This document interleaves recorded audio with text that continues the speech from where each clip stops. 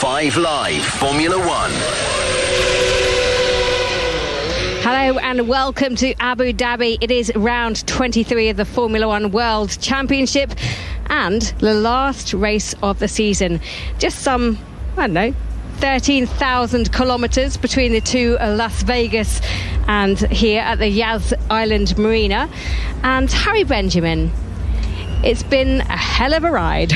It certainly has been. It's proper last day of school before the Christmas break, isn't it? Before the last day. Well, and that, yeah. But no, I'm looking forward to this one. Obviously, it's a lot of hard work by everybody to get from Las Vegas to here. It's been a grueling schedule. It's a big time shift. Not to mention, of course, what happened in Vegas with the delays and the time that we were running the session. So I think everybody is a little bit tired. There are 10 drivers missing. I'm not sure it's because they're tired. That's because we've got some rookies running in FP1. But I think it's going to be a fun one. Hopefully it will do. If my voice holds out. Alice Powell is next to me, luckily. You made that 13,000 kilometre trip. How are you feeling? Well, you've been looking at me this morning and I've been yawning my head off. It was a tiring one, that was for sure. And I don't think there's a single person who... at the Grand Prix that worked there where I've not heard them say, "Oh, I'm tired." Everyone is so tired. It was difficult because of the time zone it was on. You got to think we were sort of going to bed at around about 5 a.m. sort of Vegas time. Dirty stop out. Yeah, we were bad, weren't we? Which is around about 2 p.m. I think UK time. And he just didn't have enough time to adjust. So, and you're working flat out. The mechanics, especially, I know some of them actually were going to bed at 7, 8 a.m. And that's hard. That's really hard. So every single person was tired. But we had a great race, didn't we? So if we had a boring race, I probably would have been sat here and be like, I never want to go back. But because it was an exciting race, that certainly made up for feeling very tired. I mean, you can hear the tunes banging away from the PA and the garages, the yachts as well. I mean, this is one of the ones that everyone likes to come out to, but as you say, people are running on fumes at the moment. I hope the mechanics and the engineers are all okay. I think there'll be some serious fatigue at the end of this season. But as you say, we have got a lot of driver changes, and that's quite exciting. Harry, I'm not going to run us through it. You can. Well, thank you very much, Jenny. We've got 10 drivers who are missing. Regular drivers who are missing from this session. And not just missing. Missing in action. They'll be back for FP2. And in their place for FP1, we have some rookies as part of the rule that was introduced by Formula 1 a couple of years ago, where each team must run at least one rookie in each car for an FP1 session during the year. So a lot of them have already run their rookies. Some have managed to get away with it by having their main driver as a rookie. So McLaren with Oscar Piastri, Williams with Logan Sargent. Technically, they have already used their rookie sessions with them. But in the seats for this FP1 session, neither Red Bull driver is taking part. Instead, we will have Jake Dennis, the 2022-23 Formula E champion, alongside Isaac Hadjar, who made an appearance in Mexico for AlphaTauri. He's now in the second Red Bull, the man who finished fourth in Formula 3 last year and steps up to F2 this year with High Tech and managed to finish third earlier on in the year. Then in for Mercedes, we've got Frederick Vesti, who's coming in for Lewis Hamilton. Ferrari have got Schwartzman. McLaren are using Pato O'Ward. Aston Martin have got their reserve Drugovich, Felipe Drugovich. Alpine, Jack Doohan.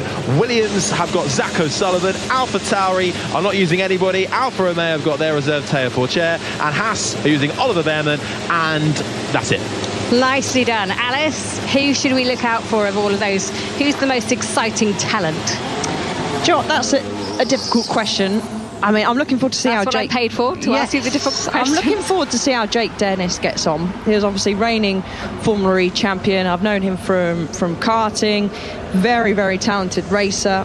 I would say you could probably class Jake as one of the unlucky ones not to have made it all the way to the top, so I'm really pleased that he gets his chance out in the Red Bull today. Red Bull simulator driver as well. But of course, a lot of people will be watching Ollie Bearman. You know, he has taken the Formula 2. He impressed in Mexico, didn't he? Yeah, he really did. He's taken the Formula 2 world by storm this year. I think he's sitting around about second rookie in the championship, up against Victor Martins, who again has come up from F3 into Formula 2. A young lad, British. He is such a down-to-earth guy. You know, he's just, every time you see him in the paddock, he's got a big smile on his face. He's like a kid at Christmas. He's so happy to be there and driving. And I know that he absolutely loved his time driving in Mexico for Haas, and he's certainly looking forward to going out again. So I would say those are the two ones really. Jake Dennis, looking forward to see how he gets on. Bearman. And I guess we have to have another shout out as well for O'Sullivan, who is coming up from F3. He'll be racing in F2 next year. Zach O'Sullivan, he is another British driver to watch out for. He'll be in the Williams. Oliver Bearman has his own podcast, which is The Bare Necessities. Does he? I did not know that. I need to listen to that. I'm going to say, where's our invite? Yeah, don't worry, you'll get it. Right, over to you, Harry. Thank you very much, Jenny Gow. Free practice 1 is underway. 58 minutes and 38 seconds on the clock, and they are beginning to head out onto the track. Stroll, Drogovic, Hadjar, O'Ward, Piastri, Bearman, all making their way out onto the track, the majority on the medium compound of tyre. Schwartzman's out on the soft along with Sainz, so both Ferraris trying the soft out, and Théo Pourchaire is out on the hard compound of tyre, as everybody is really filing out, just waiting for Sargent, Ricciardo and Tsunoda to join in the fun here at this Yas Marina circuit. Just over 5.2 kilometres, 16 turns, 6 to the left and 10 to the right. First race back in 2009, the first ever twilight race, which we've all become accustomed to now over the years. In fact, we've seen it being the last race in the Formula 3 calendar for quite some time now. It's overtaken Adelaide as the track at which most season-ending F1 races have been held. The 12th time it'll be held here. And since the track changes were made, Alice Powell, in 2021, which saw the removal of the chicane at the start of the second sector, widening of that following hairpin, and the twisty chicanes at the start of the final sector also taken out. Do we like this new Yas Marina? I mean, 2021 was obviously quite a year, but technically last year we did see quite a lot of overtakes, more over the average. Yeah, I think it's improved the circuit. As you said, they've taken out that chicane, which was just before the current turn 4. I felt, from having driven that circuit, it was just an unnecessary stop. You had that sort of, it was a bit of a pointless chicane, you know, whereas now we've got the flat out sort of run through 3, down 4, braking zone into 5, which then shoots out to the long straight down to 6. Again, an adjustment as well at turn 9, and I think they're positive adjustments. We, like you said, last year, and since the changes have been made, we've seen some great racing. So I'm more positive with the change, and I think this track, it's obviously a totally different track to Vegas.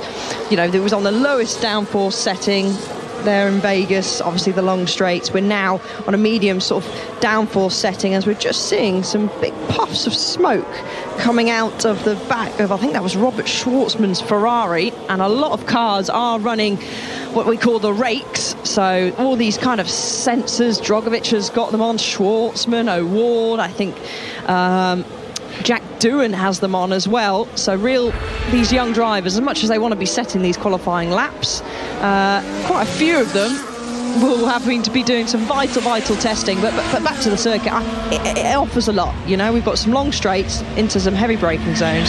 We've got some fast sweepers, and we've got some tricky technical corners as well, especially that final sector. So it's a good track, and it's a nice circuit to obviously end the season on. Yeah, well, because it is a twilight race, FP1 and FP3 actually take place in the daytime. FP2 qualifying in the race are as the sun sets and heading into the night. Here's Jake Dennis. I need to box this lap. My helmet is nowhere near tight enough. So that's the reigning Formula E champion who is getting his first taste of the 2023 Red Bull machinery in for Max Verstappen this weekend in FP1, and his helmet isn't tight enough, Alice. Have you ever had that problem? No, I don't think I have, but I've not driven an F1 car before. He's obviously come from Formula E, and these are electric cars in Formula E, for those that don't know.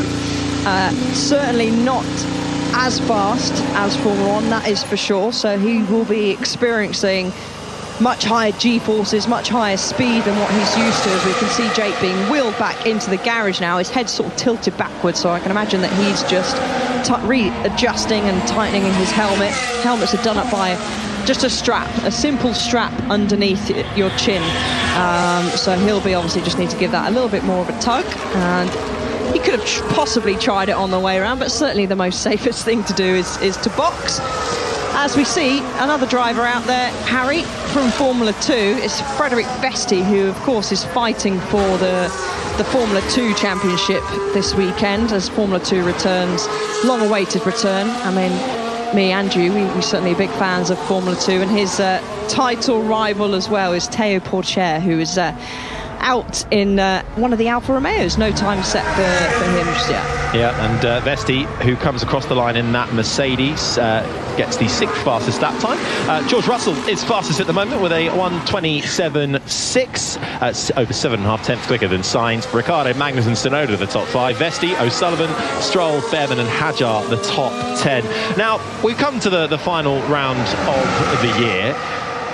1, 2 and 3 are all settled. It's done and dusted. So what else is there to fight for, I hear you ask? Well, there is still some things to be settled, not to mention the battle for second in the Constructors' title between Mercedes and Ferrari. There are just 4 points between them, and at one point before the summer break, Mercedes were over 50 points ahead of Ferrari, so that is going down to the wire.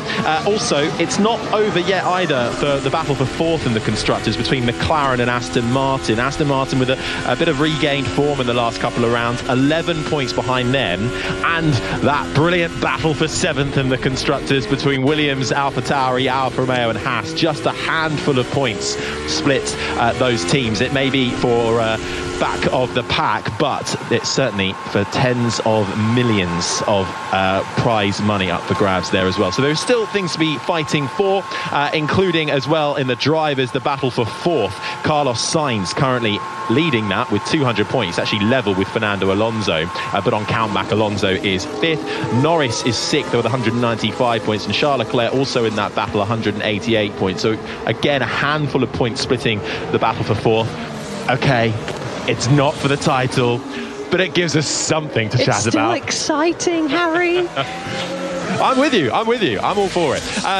O'Sullivan has just gone third fastest in the Williams. Zach O'Sullivan, the 18-year-old who has been racing in Formula 3 this year, makes the step up to Formula 2. He's backed by Williams for the last couple of years as one of their young drivers, and he is up in third, 1.2 seconds off. Sargent just behind him in fourth, and we think as well another storyline is Logan Sargent and that seat for next year, the only one still up for grabs, but it's looking more and more likely that Sargent may well end up with that seat again, but nothing confirmed whatsoever.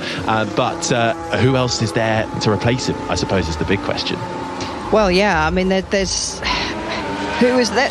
plenty of people that I'm sure in Formula 2. Théo Pourchaire, of course, is one of them. Frederick Vesti is another one. As I said, those two are fighting for the Formula 2 title, and with the Mercedes connection with Vesti, of course, he probably was there with his hand up saying, yep, I'm ready to make the step up. James Vowles, being the team principal now, of course, used to be at Mercedes, used to head up their junior program, so would know very well Vesti's capabilities. Yeah, no, 100%. And it's a shame that we're not having any drivers come up from Formula 2. I'm always one of these that I like to see the young talent sort of come up, but at the same time, you know, it's I think you spoke of a stat, didn't you? I saw on your little Instagram post of 10 facts. There you go, I'm plugging you now.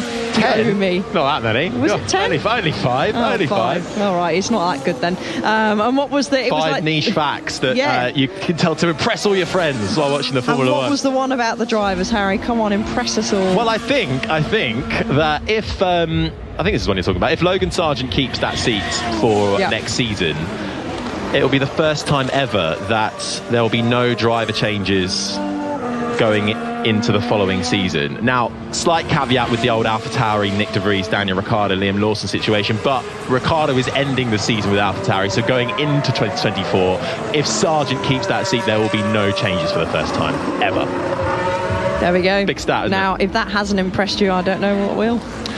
49 minutes. BBC F1. Somebody's going to say that's completely wrong now. But 49 minutes and 25, 24, 23 seconds remain of this free practice 1 session. Russell is fastest ahead of Tsunoda, Sargent, Gasly and Sainz, the top 5. Ricciardo, Vesti, O'Sullivan, Behrman and Magnussen, the top 10.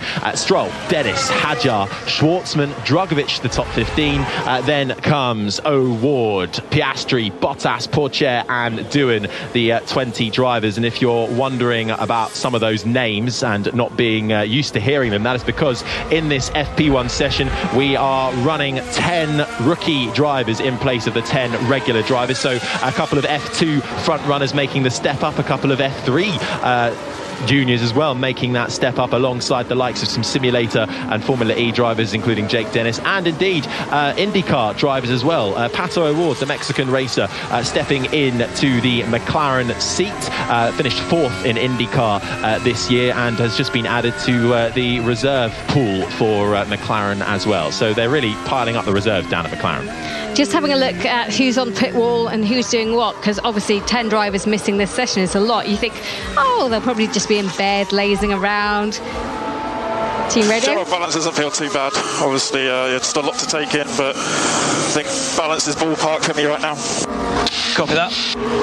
That's the reigning Formula E champion Jake Dennis in the Red Bull for FP1. Just giving some feedback there, having already made a pit stop to tighten his helmet. Now back out there, putting in the laps for Red Bull. Sounds a bit like George Russell. Yeah, you're right. They do have a bit of a twang, don't they? Scary. And looking at the pit walls, Max Verstappen is on the pit wall at Red Bull, so he's not taking this session off. Lewis Hamilton is inside the garage watching all the telemetry come back, and not many people will be keen to miss being at the circuit even if they're not driving, which you might think is strange, but we've got used to it now. They just want all the data, all the feedback, everything they can possibly have. Yeah, you want to absorb everything, even though we're at the end of the season. These are racing drivers at the end of the day. They want to win. Okay, they're not in the car for this pre-practice session, but it's still vital for them to be in the garage, as you said, with Lewis or Max Verstappen, for example, on the pit wall, listening into the drivers, talking to the engineers on the pit wall or in the garage, and just absorbing all the information that they can possibly get. Because, of course, as I said, quite a few of these rookie drivers have got the rates on, have got the sensors. Something doesn't quite feel right with the steering. I'm having to turn so much of the apex at low speed, but more than whenever we've tested this before. So that's George Russell feeling something doesn't feel particularly right, but he is top of the times at the moment on the medium tyre, 9/10 clear of Tsunoda. But everyone will want to take as much information in as they can, Jenny, because it's still important. It's still important to learn and progress. And Lewis Hamilton, he's been quite vocal in saying we need to improve our car. We've still got a long way to go to try and be up there in the fight. And we are now going to see a replay. And I saw this when Jenny was talking.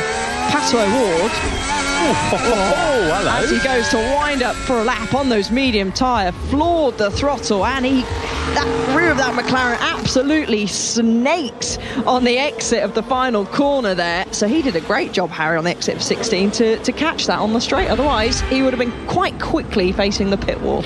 Good car control from the 24-year-old Mexican, who is in place for Lando Norris in this FP1 session. Now, we've been talking about these big aero rakes that are on some of the cars as Carlos Sainz winds up his Ferrari for a fast lap on the soft compound tyre. There are some teams that have brought upgrades to the final race of the year. So we've got upgrades from Aston Martin, who have bought some stuff for their rear wing.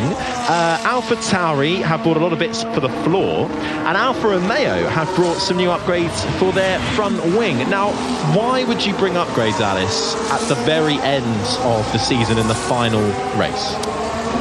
Well, mainly those that have bought the upgrades have got some points to fight for, as you've already touched on, Harry. Some vital Constructors' Championship money, and that makes it all the more important. I think actually it was, I can't remember which race it was. I had Andrew Benson sat next to me, and he was saying, you're fighting for 7th or 8th. And we said, well, that could be $1 million, a couple of million. I was like, would you take that? And he went, actually, yeah, I would. So, that could make a difference to going into next season, with the budget, because to run 2 Formula 1 cars, I can tell you now, is not cheap, not cheap at all. Millions and millions and millions of pounds.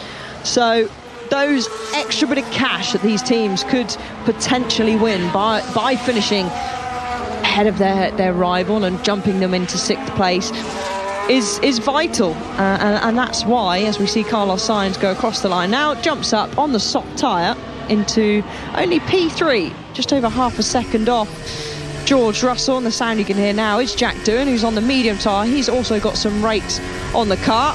He jumps up into 13th place. Plenty of testing going on for these rookie drivers. He has a little bit of understeer there going through turn 1 and continues to make his way around the lap. But it's big money, Harry.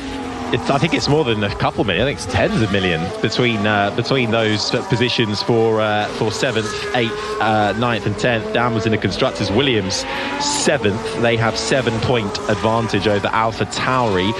Then comes Alfa Romeo, who are only 5 points behind, and then Haas, who are only 4 points behind. But Haas looking like they are struggling at the back. But never say never in Formula 1, as Teo Porcher, who is in the Alfa Romeo seat, currently leading the Formula 2 Championship, which is taking place this weekend as well, their finale. He'll be trying to clinch that title.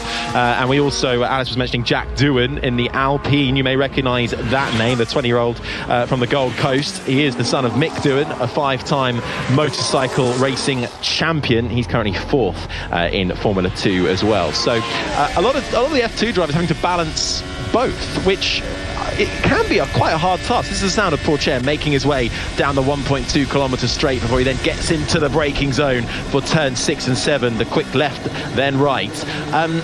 That's quite hard going from obviously a Formula 1 car where you're reaching speeds of over 300 kilometres an hour to then having to re-engage your mind and get into the F2 car. Yeah, but not also that, but physically as well. Formula 2 cars, they don't have power steering. They don't have the luxury of the power steering compared to Formula 1. So physically, and I know from speaking to a few of the drivers from last year who raced in Formula 2 in Abu Dhabi, they were hanging on by the end of the weekend. Their arms, their necks. So if you're jumping in as well and doing a Formula 1 practice session and driving around, okay, they're not going to be doing the full session, the full hour, but let's say you'd be driving around on track for about 35, 40 minutes. That still takes it out of your neck and your body. The G-forces and the strength to actually turn the car. Maybe not so much in Formula 1. Those that I have spoken to that have driven both cars say, yeah, it's certainly lighter on your arms. Formula 2, they're beasts of the car, so it's hard work. And I can probably guarantee you by the end of the weekend, those drivers that are racing in Formula 2 as well will probably need a good soak in the bath. Well, we've got the post-season test as well, which a couple of them are taking part in, so they won't be able to get that straight away.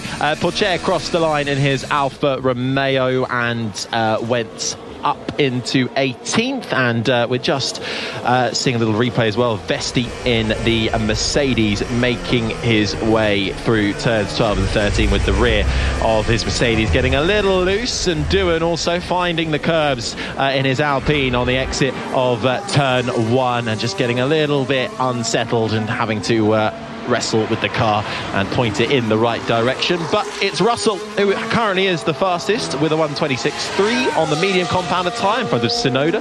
Sainz is third on the softs, Ricciardo fourth, Sargent the top 5, O'Ward, Gasly, Bottas, Vesti, O'Sullivan the top 10, Dennis, Magnussen, Doohan, Behrman, Stroll the top 15. Then comes Hadjar, Pourchaire and Schwartzman the top 18. Still no competitive lap time, at least. They have been around for a few laps for Felipe Drugovich in the Aston Martin and Oscar Piastri in the McLaren. And this is the sound of the Australian rookie getting up through the gears before braking after the 100-metre board down into turn 6, then the right-hander of turn 7, up through the gears, 4th gear, then 5th gear, before you get to the next DRS zone that takes the run down to turn 8 to turn 9. The now left-hander, the long sweeping left-hander, slightly banked, which was introduced a couple of years ago when the Abu Dhabi track was redesigned to increase overtaking. Car bottoming out slightly as sparks fly from the underneath of Piastri's McLaren as he threads that McLaren through turns 12 and 13, and then round the final corner for Piastri and skids out of the final corner but manages to slot it into the top 10 with a 1:28.4. Jenny? No update, I believe, for McLaren, but they have got lots of flow-vis on the front of that car on the right-hand side. So whatever they're testing and looking at, they're looking at that front wing a lot, and just seeing how it's affected when it's out there. But you can see the splattering all the way up that side. And the mechanics will have to wash that off, make sure it's all a spick and span next time it goes out. But it's interesting that they're still working hard, and as you say, it's so tight between them and Aston Martin. It really is. Andrea Stella was saying at the start of the weekend, I believe, that the McLaren's real priority right now is addressing the problem that they have with this car, where the aero tends to switch off at low downforce levels. And McLaren have, and especially in the last couple of races, I think on ultimate lap time, they were the slowest in Vegas. But then in Sao Paulo, they were the fastest. So that kind of gives you a little clue as to why they're still trying to push right to the end of the year, because they haven't quite got the all-round package that they want. And Alice, you were saying this is more of a medium downforce circuit, so it shouldn't hopefully display too much of the McLaren weaknesses, which are still there, but they've still got a lot of fight and a lot to work for. Yeah, they have. I mean, they didn't have a great weekend at all, you could say, at Vegas, with Lando having that incident, and actually a great drive by Oscar, gaining, charging his way up the grid. But it was a tough weekend for them. As you said, Harry, this circuit should suit them a lot better. They are expecting to certainly do a lot better than last time out.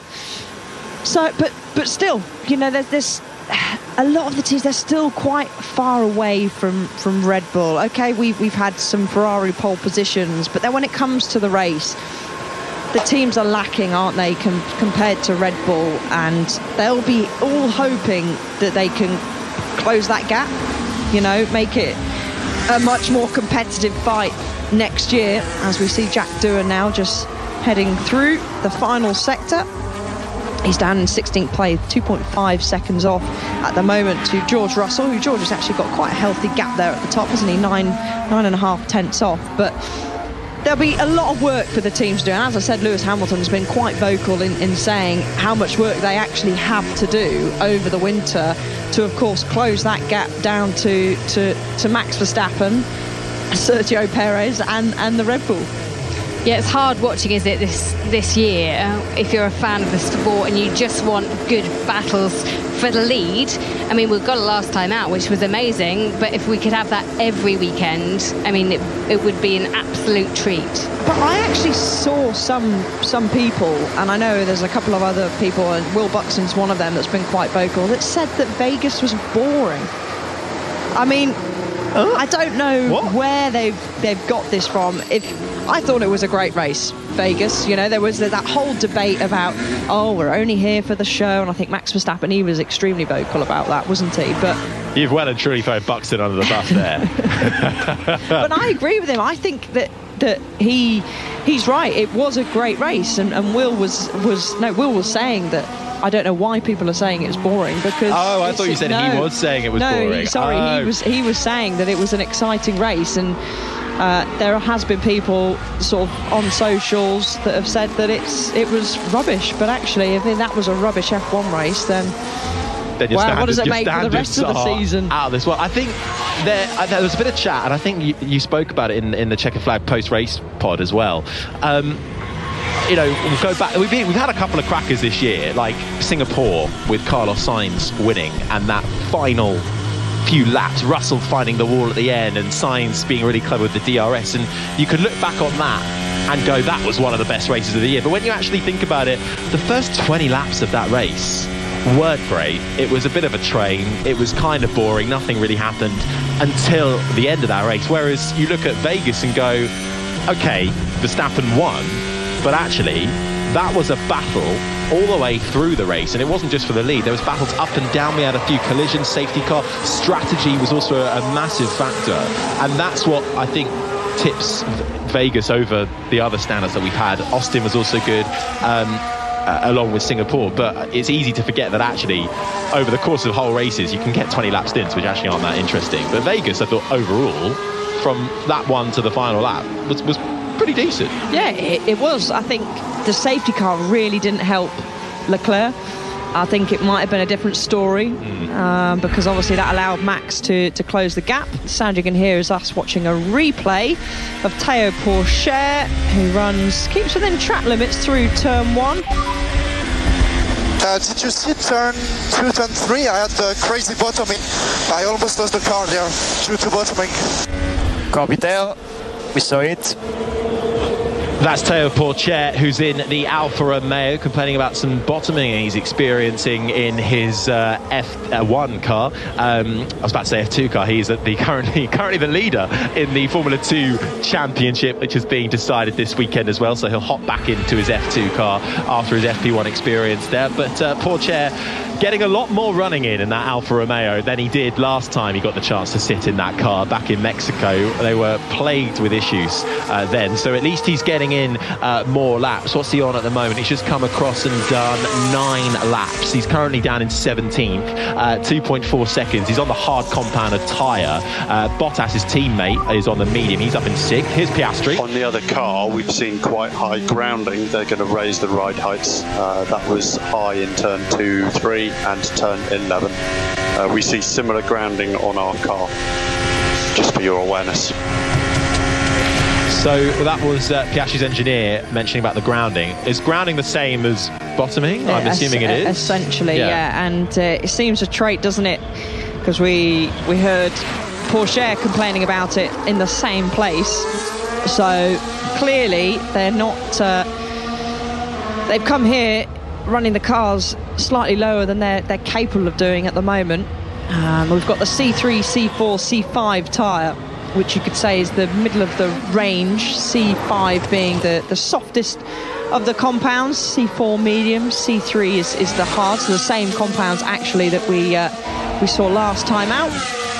And the sound you can hear is Zach O'Sullivan whizzing past, heading down into turn 9 now. DRS open, now fully shut. He's on the soft tyre. He encounters a Red Bull in the middle of the corner. I think that might have been Hajar, who is out in the other Red Bull.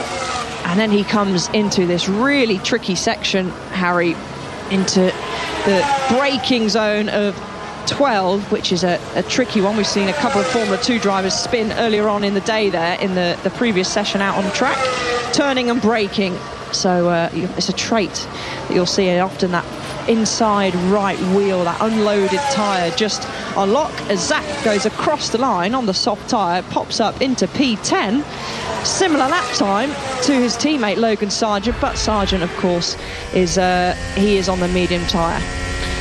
This is the sound of Jack Doohan, who just has to take avoiding action. I almost had the biggest accident of my life. Yeah, we saw that. Oh my God, man. It's all right, mate, don't worry.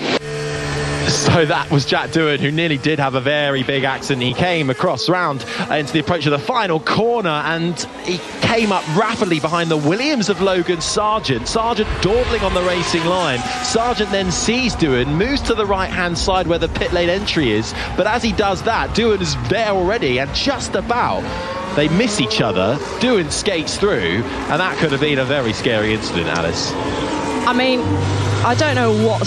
Sargent was obviously clearly building up for a lap, but he was literally sat on the exit of... And it's blind when you come round for turn 15, just trundling along, as you said, on the exit there. So clearly didn't get the message from his engineer that there was a much faster car coming behind. And now the sound you can hear is a very, very slow... Ollie Behrman, so I'm not sure if he's got an issue. He did set a personal best in the first sector, but has had a very, very slow middle sector. And some balance feedback when you can. Yeah, balance seems good, just a bit under the limit everywhere, so I need to push a bit more to find out. That is Isaac Hadjar on the radio giving some feedback. He's in Sergio Perez's Red Bull seat, the 19-year-old Frenchman racing in Formula 2 this year, so learning the ropes and giving feedback to the big team, because he was with AlphaTauri a couple of races ago in Mexico. He comes across the line now and stays 20th and last. Jenny Gow. I have a question for Alice Powell, because she knows these things. With so many... Sorry, Harry. But with so many rookies out there, what is the plan for this session? Are they just... we see all of the top people are still the ones who have an F1 drive. So what will they do? Will they just be able to go for a hot lap, or will it be very much prescribed? So it all depends on what the team want to do. So as you said, Jenny, we've got Russell, Sargent, Piastri, Stroll, Tsunoda, Ricciardo, Bottas, Magnussen, Sainz, Gasly are your top 10. And those are the ones that are, you know, the current drivers in Formula 1. And then downwards we've got the newcomers that have come in. They will be... The newcomers will, of course, want to try and push. They'll want to get used to the car. Hadjar, he says he's under the limit. That means that he is not quite found the limit of the car in himself. He's still got a lot of time to find in himself.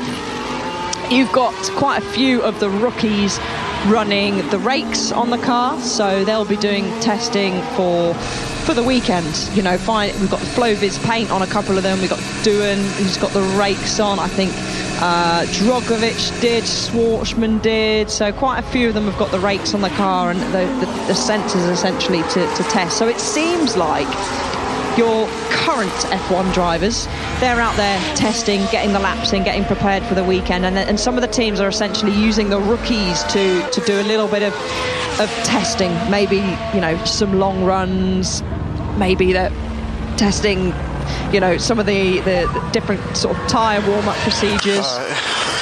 Doohan was too late. Sorry. Logan Sargent reporting back about that incident with Jack Doohan, and Sargent saying Doohan was too late. What is that in terms of moving out the... He was the faster car approaching. Yeah, I mean, I guess he's saying sorry because he was in the wrong. I would have thought that's... Doohan was... I'm guessing he's saying himself, Sargent, was too late in moving out the way. Well, that incident is going to be investigated after the session as well. But just back to the drivers... It looks like the Red Bulls are essentially just letting their drivers go around and get used to the car, whereas some of the others are, of course, you know, doing some testing. As the sound you can hear is the replay of riding on board with Jack Doohan. So Sargent, this is on board with Sargent. So the BBC chief F1 writer Andrew Benson is saying that when we heard potentially Sargent on the radio, a possible reason for what he was saying might be the fact that the call on the radio to Sargent about Doohan came too late. We don't know if that's the truth for sure, but could be a potential reason, because I can't see how that is anybody else's fault bar Logan Sargent's for going so slowly on the racing line coming into the final corner. Yeah, no, that's a slam dunk for Sargent, and Doohan did a very good job of moving out the way there and avoiding action. Sargent now has pretty much matched George Russell in terms of pace in the first sector. He is on the soft tyre as well as he comes out of turn 5 down the, I think you said the 1.2 kilometre straight. Actually makes it sound very small compared to the 1.7 kilometre straight that we had in Vegas last week down the strip, the iconic Las Vegas strip in Vegas, but a different scenery now for Sargent as he heads up through 7, through 8, DRS now wide open and into the tricky and quite bumpy braking zone into turn 9.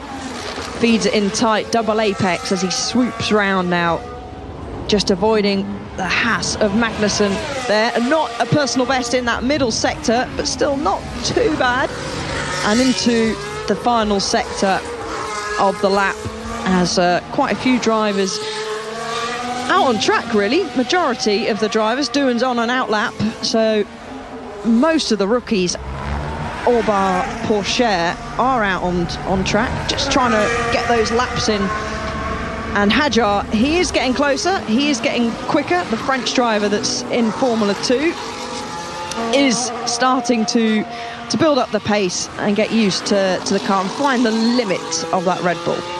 I really like this as a rule that they've introduced in the last couple of years. I like the fact that we now have to run rookies as we just get another little look at a replay, and this time it's Zach O'Sullivan, the F3 rookie in the Williams, comes around the final corner, loses the rear end, a bit similar to what Pato O'Ward did in the McLaren a few minutes ago, but he manages to get it swung back round the right way and continues on his way.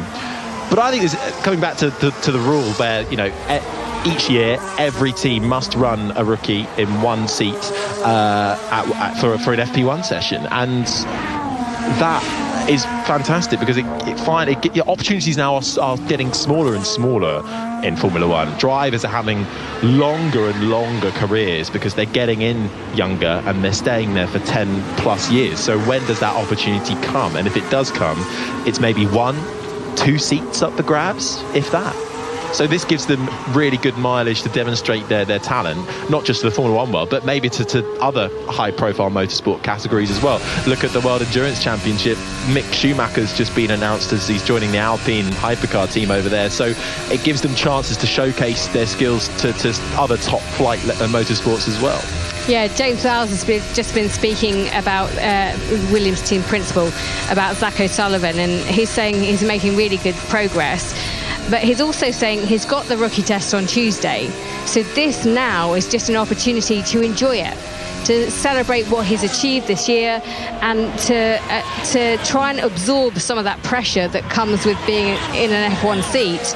But this is good for him to do and to be seen, as you say, on this global stage and show that you can be trusted with that car, because let's face it, there are hundreds of people out there who are driving who think they could and should be given a chance to get an FP1 drive.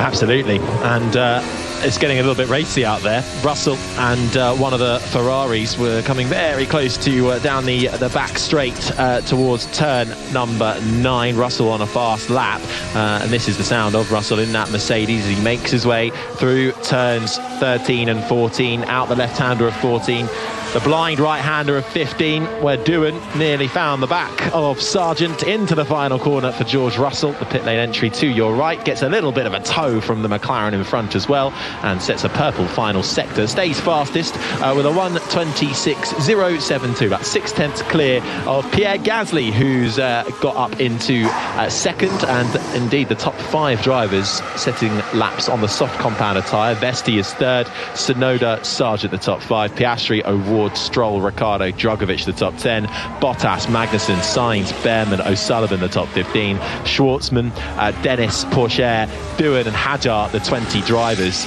I suppose another thing to note, Alice, is this is actually an unrepresentative session for what we're going to get for the qualifying in the race. Yeah, it is. And I tell you what, Vesti's just popped up there into P3. Not a bad lap. No, he's 7.5 tenths off George Russell, both on the soft compound of tyre. But as a rookie, that's a pretty decent effort from Frederic Vesti there, as Lance Stroll now begins another tour around the track on the medium tyre.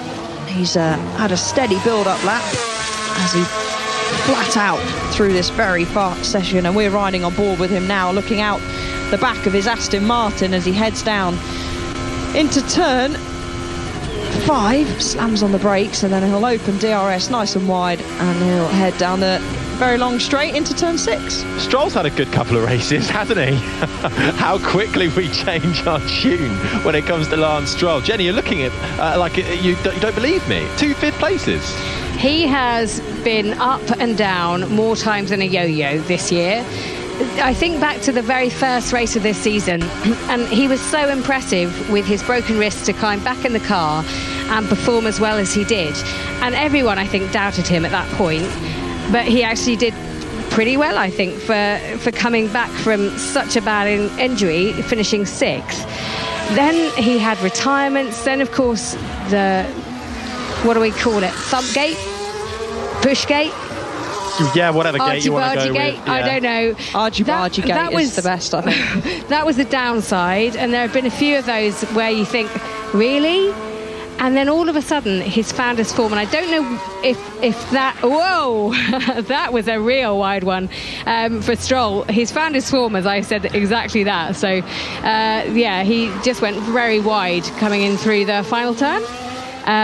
So for him, that wasn't great. But that sums up his year, doesn't it? He's going well, then he's not, then he's going well, and yeah, I'm glad that he's found some momentum to actually be back up there.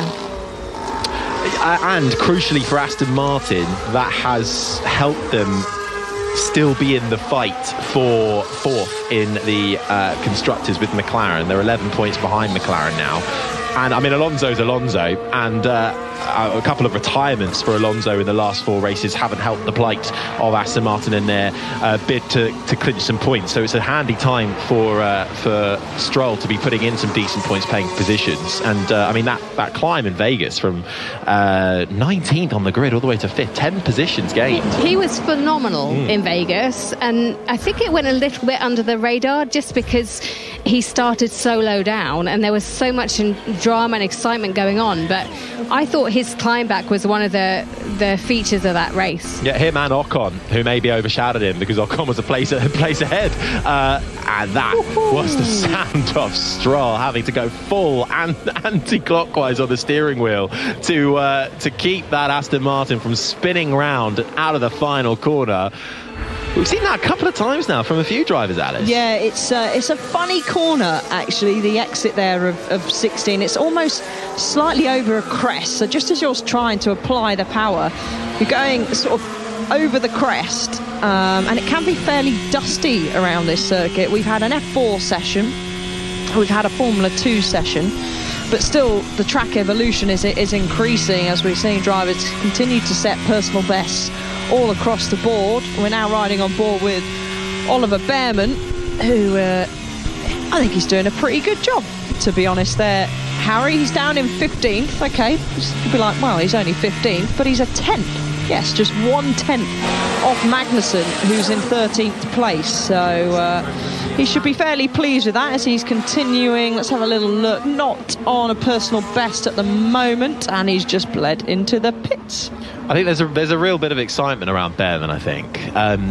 We're not sure where the opportunity will come, but part of the Ferrari Driver Academy he's not quite in the title fight for F2 this year, but this is his first season in Formula 2, and he has had some remarkable drives. If you've not seen the Formula 2 race from Baku earlier this year, where I think Bearman had broken suspension in the final laps and still managed to, or was it in qualifying? Either way, it was in qualifying, and he still managed to go around and complete his lap. He completely knocked the tracking out at Baku, clipped the wall. And somehow, I mean, you watch the onboards and his steering wheel is definitely not straight, you know. He somehow managed to set an incredible lap and put it on pole position, but he's come on in leaps and bounds. I remember doing a little bit of coaching with him back, I think, gosh, this must have been 2018. Is that your subtle way of saying, he owes it all to Alice Powell? Nothing to do with that. It was literally a couple of days with a team that I was working for. He hopped in and did some testing in Valencia in an F4, and he was calm, quiet, But now he's just really come out of his shell. He's chatty, he's super polite, and as I said to Jenny, he's just, you know, wants to be there. And I think it's nice to see, okay, don't want to be biased, but talking about British talent, we've certainly got a good future with drivers coming up through the sport, with O'Sullivan, with Bearman, you know. And I would like to say include Jake Dennis in that. Okay, he's won the Formula E Championship, so his route is maybe slightly different, but it's nice to see that he's getting the opportunity to get a go in a free practice in a Formula 1 car, as Max Verstappen, the thumbs up to the camera as he sits on the pit wall and watches on. So the future, I would say, is bright for British motorsport, and I really hope that these young drivers do eventually get their deserved opportunity to actually have a seat in Formula 1. Because when I think about Dennis and his progression, okay, Formula E champion, reigning Formula E champion, he's left it too late, hasn't he? There won't be a gap opening for him, will there? Well, look at Nick de Vries. I mean, you could say look what happened. I mean, I think I've been quite vocal. I think that was a bit harsh on Nick de Vries, but there we go. But he won the Formula E Championship. He then got his opportunity in Formula 1. The door is, I don't think with F1 being as crazy as it is, and with seats, okay, maybe not next year chopping and changing, but Jake Dennis needs to just stick in there, and he's doing a good job, I think, at the moment. He's just set a personal best in the first sector. For someone that's, if you look at the rookies that are out there, they're all out racing in Formula 2. He's racing in Formula E, which it is different. It certainly is totally different to what he's used to, and he had success in the junior categories, just didn't quite have the finances to go up to the top, because it's expensive. A Formula 2 season now is anything between, a competitive seat is anywhere between 1.5 to 2 million euros. I mean, Harry, are you going to sponsor one of the young drivers to pop up and continue in F2? Oh, well, I reckon if we club together we might be able to. I don't think so. As Dennis crosses the line and gets up into the top 10, I'm just looking at Dennis's career, you know, so far. He was in the likes of GP3, which we now know as Formula 3, back in 2016, coming up through the ranks with, you know, the Leclercs, the Albons, the De Vrieses of this world, and the Jack Aikens of this world.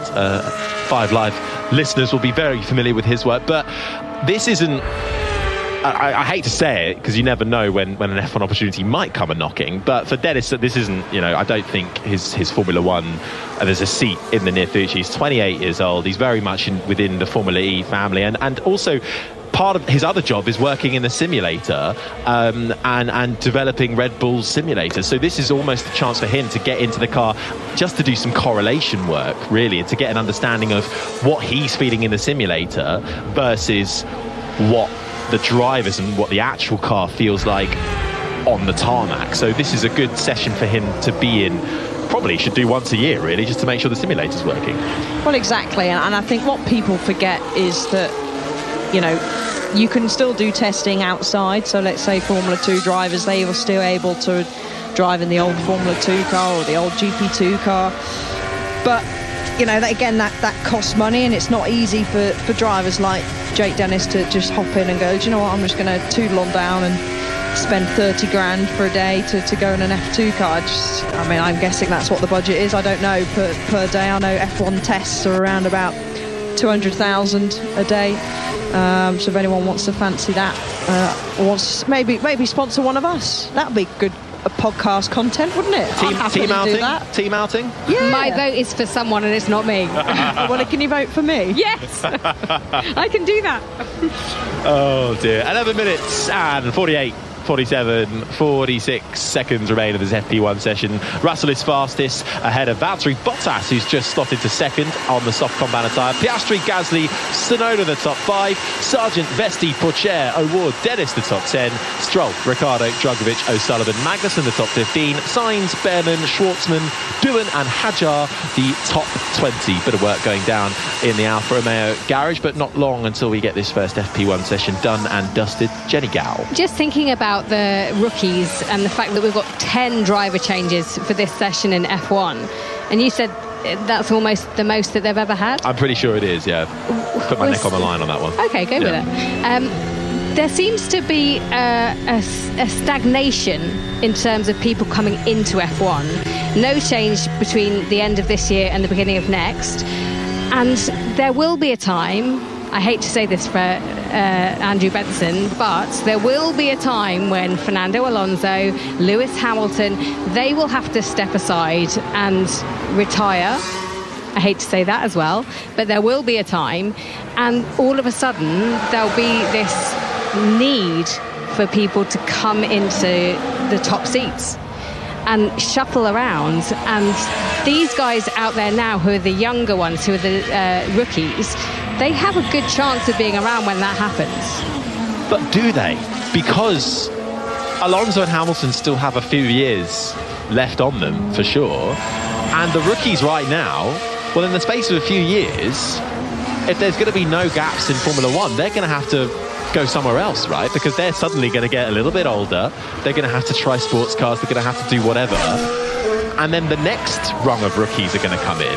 The guys who are in F4, there's a Mercedes protege called Kimi Antonelli, who's just leapfrogged Formula 3 and is going to go straight to Formula 2. There's so much hype around him.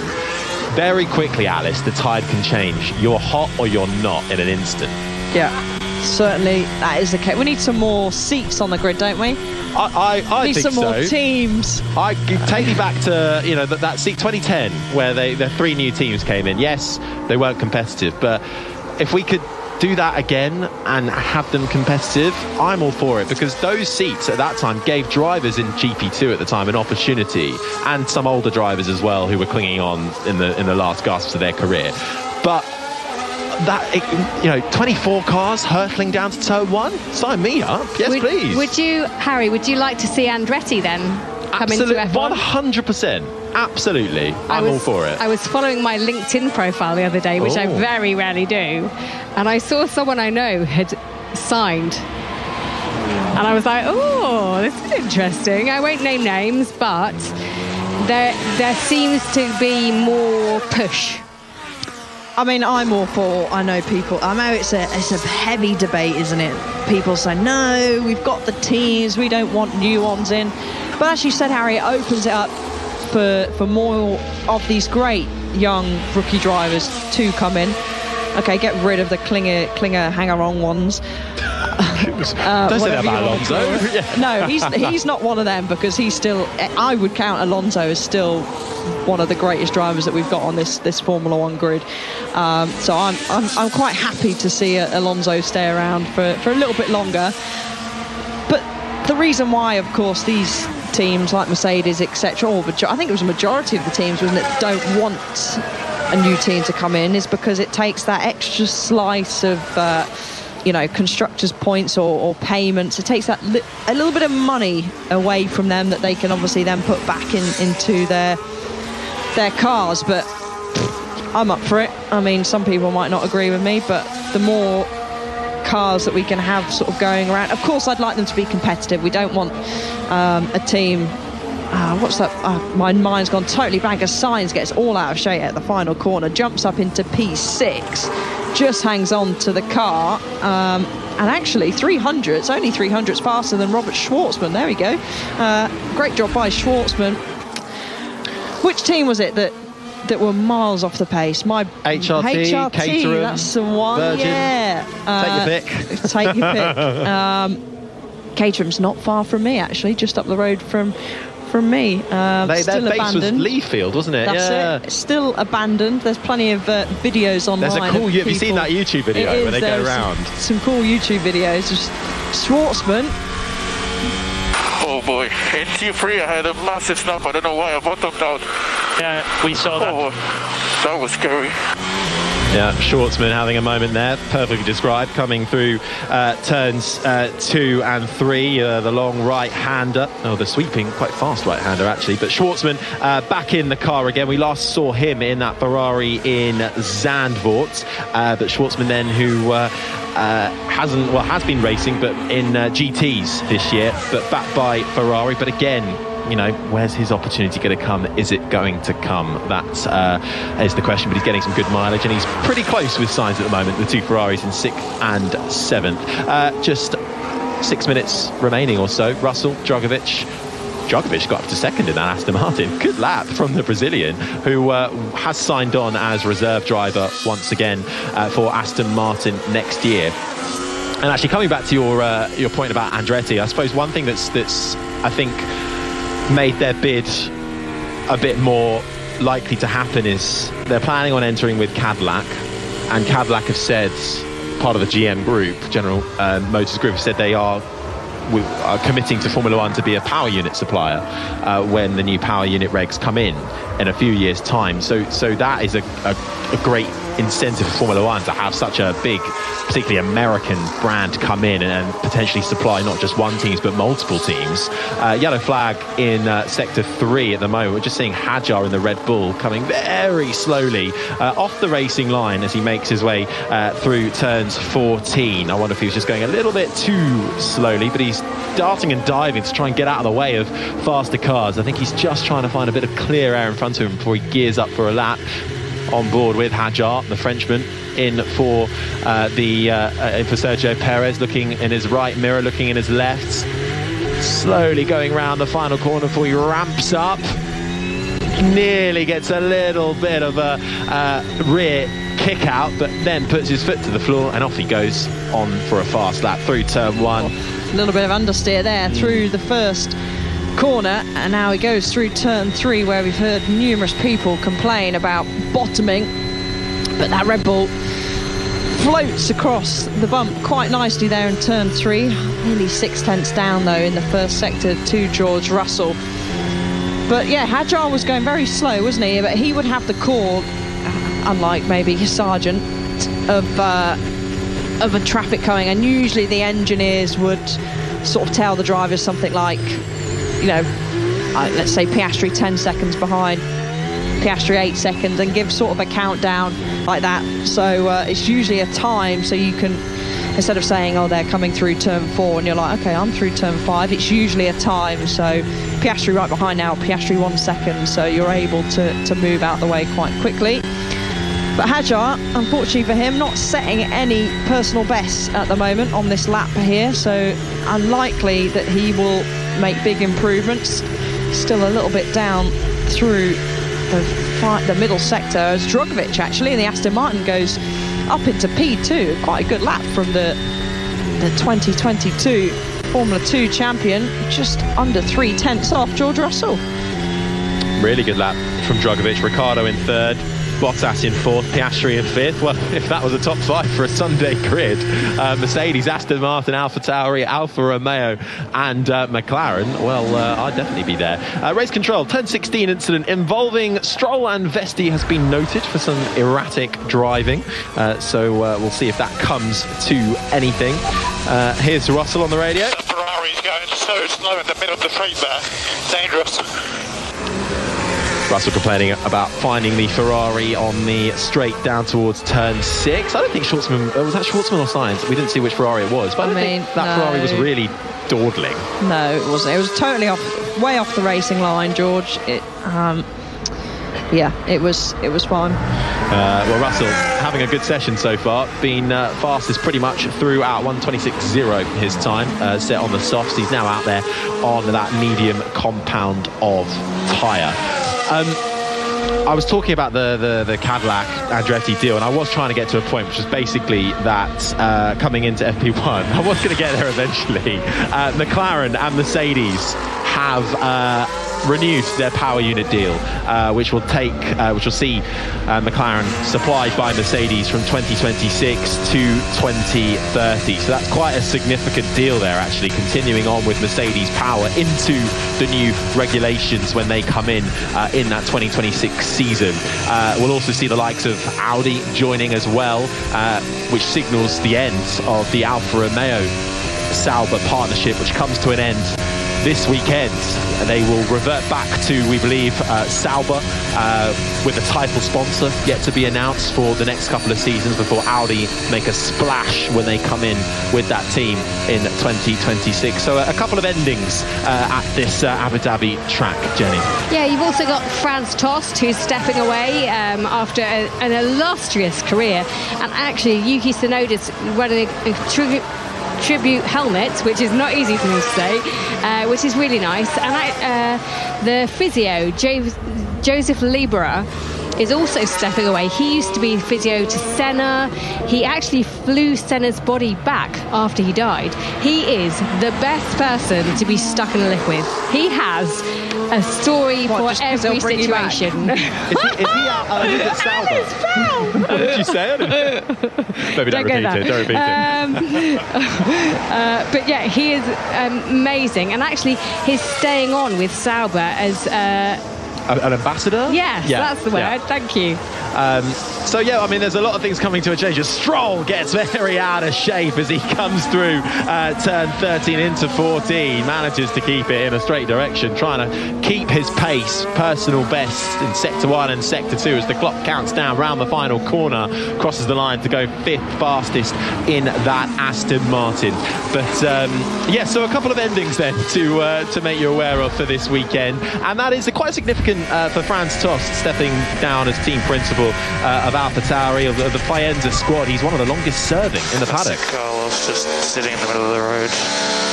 Nothing's changed, does it? Oscar, do you think that was dangerous? He made no effort to get out of the way. Oscar Piastri on the radio saying about Carlos Sainz being in the middle of the roads and not happy with Sainz at all as he was making his way on what would have been his final lap, because that is the checkered flag out. But Alice, you were just saying that you didn't think that was anything. No, I mean, it was before turn 15 and he was on the right hand side. I personally don't think it was dangerous, but there you go. I'm not sat in the seat, but there is one driver that could look to improve at the moment, Harry, and Hajar's just set a personal best in the first sector. There is a yellow flag out in the first sector, but that is for, of course, the checkered flag. So we'll keep an eye on the timing screens. And no, just as I said that, he does a very slow middle sector, so clearly made a mistake somewhere along the lap. Well, last FP1 session of the season is done and dusted. We have 10 rookie drivers taking part, and topping the session was George Russell with a 1:26.0 in front of Felipe Drugovich, Ricciardo, Bottas, Stroll, the top 5, Piastri, Sainz, Schwartzman, Gasly, Tsunoda, the top 10, Sargent, Vesti, Doohan, Pourchaire, O'Ward, the top 15. Here is Pourchaire. And, yeah, thank you for the session. It was a real pleasure again. So yeah, Tuesday I'm back here and I can't wait to drive again on Tuesday, so thank you. Teo Pourchaire just thanking the Alfa Romeo team. He'll be back in for the post-season test, and now his attention turns to Formula 2 for the rest of the weekend, where he will look to clinch the F2 title. He finished down in 14th in front of O'Ward. Dennis was 16th in front of Hajar. O'Sullivan 18th. Magnussen was 19th, and Behrman was 20th and last. As in the closing stages of that FP1 session, there was a little incident between Hajar. Yeah, we saw that. Yeah, that was bad, mate. Okay, recharge on. So Isaac Hajar having to run very deep into the turn 6 runoff area, coming very fast up behind Lance Stroll and the Aston Martin, going very slowly on the racing line as Hajar was on a much faster lap and having to take avoiding action. So Hajar not happy with Stroll on that one, but that's how FP1 ended. Jenny Gow. Certainly is. You can get no reading of what's going to happen in this race because there were 10 debutants, rookies in the session, so a little bit mixed up. But what we can note from that is that some people need to brush up on their driving techniques, Alice, but more importantly, the future. What does this tell us about the future of F1 and motorsport in general? I mean, with Lance there just sitting on the racing line, you can't say that he's necessarily going to be the future, but I think the future is bright. And, you know, I just wish there was some more seats for these young drivers. I've seen a couple of comments on the hashtag BBC F1 saying, yeah, but what about qualifying? You know, there'll be too many cars. Maybe, but there's 29, am I right? 29 F3 cars, okay, they're much slower, that managed to sort of circulate and get a qualifying lap in. I'm not saying I want 29 F1 cars going around, but even just a couple more to be cars. fair, F3 is chaos every time. It is, but it's exciting. just to showcase these young drivers who I think, hats off to them. They have done a really good job stepping in. Robert Schwartzman being 300ths off Carlos Sainz. And Carlos, I don't think he necessarily made a mistake. And Schwartzman's not racing in Formula 2, Formula 3 or anything like that. So a really strong showing from our rookies out there. Drogovic as well in the Aston Martin. A lot of people would say, well, surely there should be maybe a seat for him. Should be. Few tenths clear of Lance Stroll at the end of that session as well to finish in second. It looks like, though, he has signed on for another year as reserve at Aston Martin, but the F2 champ should get a seat in F1 in my view. Yeah, I think a lot of people would agree with you when you say that. Right, that is the first session done and dusted. As the lights go down, we will sign up for the second session and see what will happen next. That will be on at 1 o'clock, so join us 5 to the hour, and we'll have a podcast for you later as well. So this has been an IMG production for BBC Radio 5 Live.